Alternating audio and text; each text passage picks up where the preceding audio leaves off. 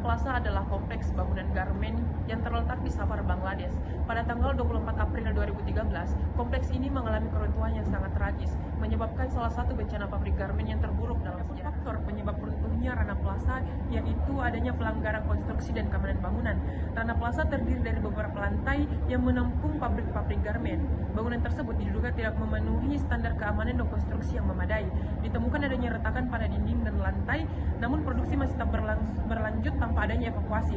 Para pekerja seringkali dipaksa untuk bekerja meskipun adanya tanda-tanda bahaya, karena penundaan produksi dapat menyebabkan kerugian finansial. Rana Plaza di Bangladesh pada tahun 2013 memiliki dampak yang sangat serius terhadap para pekerja. Beberapa dampak utamanya yaitu korban jiwa dan cedera serius. Bencana ini mengakibatkan kematian lebih dari 1.100 korban jiwa dan melukai ribuan lainnya. Yang kedua, hilangnya pekerjaan dan pendapatan.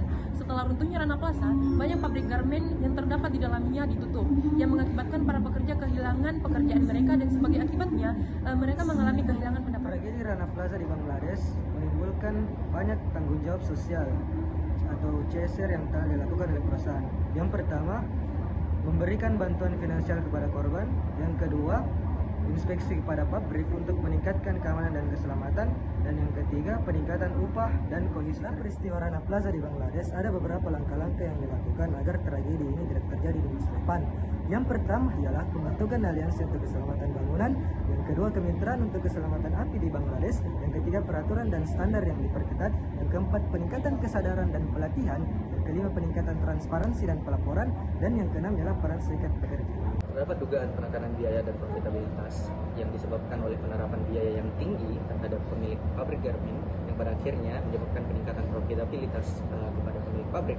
Namun sayangnya dalam penerapannya dan dalam perjalanannya kegiatan ini nyatanya merugikan pekerja karena mengabaikan keselamatan dan kesejahteraan pekerja dan keamanan bangunan yang pada akhirnya memberikan dampak moral dan sosial yang cukup serius. Selanjutnya, adanya pandangan bahwa terjadi ketidakseimbangan dan tanggung jawab terhadap pemangku kekuasaan seperti merek pakaian, pabrik, dan para pekerja. Hal ini diduga terjadi dalam upaya mereka untuk mencapai biaya produksi yang rendah, namun pada akhirnya menyebabkan bencana yang terjadi seperti pada tragedi Rana Plaza. Who's to blame atau siapakah yang patut disalahkan?